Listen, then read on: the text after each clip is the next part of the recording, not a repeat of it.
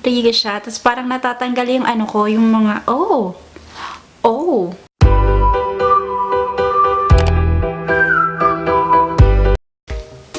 Hi guys, welcome back to my channel. It's Ruby here.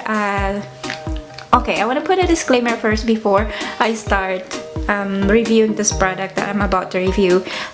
Gusto ko lang po ilagay yung disclaimer guys na hindi po ako professional, and yung mga opinion ko po ay based lang sa my own experience and kung ano lang po yung opinion ko talaga and idea ko about sa product. And hindi man po kayo naging satisfied sa review and my idea sa products ko, sorry po, I apologize, and just keep in mind that I try to do my best. Ayun.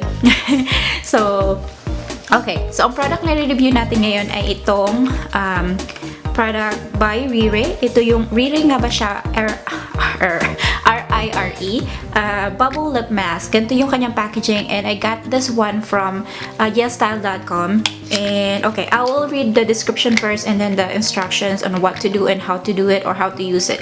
And okay, what it says here, our lip mask features soft micro bubbles that gently remove dead skin cells from your lips to moisturize and smoothen your lips. And how to use: number 1, take an appropriate amount and apply throughout your lips. Number 2, wait 2 to 3 minutes until sufficient bubbles come up. Number 3, once your lips bubble up, massage your lips gently. Number 4, wipe off with tissue or water. And okay, I'll show you guys the packaging. It looks like this. Para siyang glue stick. Actually, ganyan. I will zoom you guys in. At saka guys, kung ayaw nyo po makakita na babae no, nagre-review na walang makeup, kahit man lang po, eyebrows, except na lang po kayo kasi ayun po kayo matakot. Okay? Alright, I will show you guys the packaging. I will zoom you guys in. Alright, here's the packaging. It's this yellow na ganito siya. Para siyang glue stick, and meron siyang pump. So, ang cute niya kasi may pump siya na maliit. Ganyan. And then, ayun. So, maglalagay na po tayo. Ang packaging niya pala ay plastic. Tapos, meron siyang pump, merong lid. Tapos, ang laman niya ay 12 ml or ml. Hindi ko alam kung, basta ako, nabigas ko yan ml. Pero, may narinig ako na ibang mga YouTuber, ang bigas nila ay ml. So, ayun. Ganun na lang. Bahala na lang kayo kung alin yung gusto nyo. Basta, ayun siya. May lid siya, may pump siya, napakaliit niya. Ganito lang siya, parang kasing laki lang ng daliri ko, ganyan. Or i-compare natin siya sa MAC lipstick na full size. Ayan, halos kasing laki lang siya ng MAC lipstick na full size. Lagay lang ako ng konti dito. Hindi siya nagzo-zoom kasi hindi siya ayun, talaga naman, ayaw. Ay, parang yellowish siya guys, na para siyang gel type, para siyang sipon. Ang weird. Ang weird ng kulay niya guys. Para siya talagang sipon as in. Okay, maglagay na ako sa lips ko. Try natin. Mabango. Amoy lemon. Ayan. Cut niya ako sa pink. Parang dami pala ako nila dito. Ayan. Hospital tama lang ganyan guys. 2 to 3 minutes. Parang nagbabubble na siya guys. Mahirap nga lang siyang i-pump. Oh my goodness. Lagay pa natin. Dagdagan pa natin guys. Dagdagan pa natin.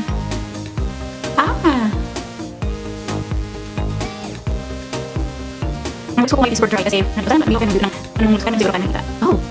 Bakit na yun guys? Ito. Wala pang isang minuto, nabakla na siya. Mag-set na tayo ng timer. 10:57.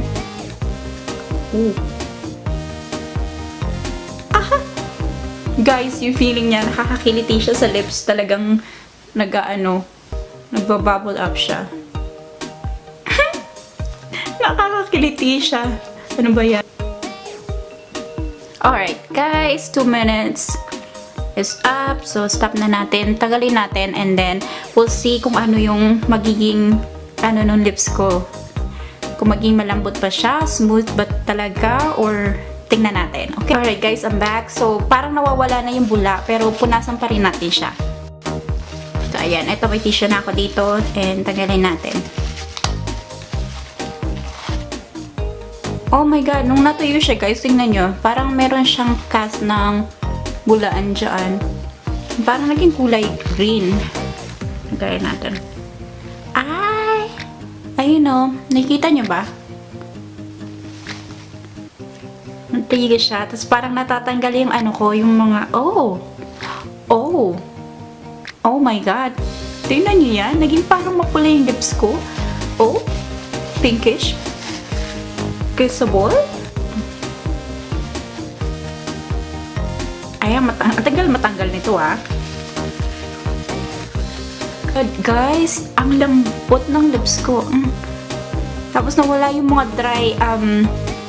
dry skin na nakaano sa lips ko. Ang lambot, kaya lang nakakapanibago yung pakiramdam. Yung parang Makati na. Yung ganun, Makati siya. Pero guys, ayan oh, medyo naging mamula-mula yung lips ko. Tapos, maano siya, malambot, nawala na yung mga cracks, tapos effective siya. Naka-lipstick dito. Kadalasan pa nag-apply ako ng lipstick, naglalagay muna ako ng lip balm or kahit ano, chapstick na mga ganyan kasi para hindi yung parang, kasi nakikita mo yung mga lines ng lips, nakikita ko yung mga lines ng lips ko pagkatapos ko mag-apply ng lipstick. So, kailangan ko talaga may lip balm. So, I have here MAC lipstick in Chatterbox. Ewan ko, binutcher ko na naman yung pangalan na yan. So, anyway, mag-apply tayo. Tingnan natin kung mabilis siya ha. Ay, kung mabilis, kung maganda siyang i-apply ha. Ito yan.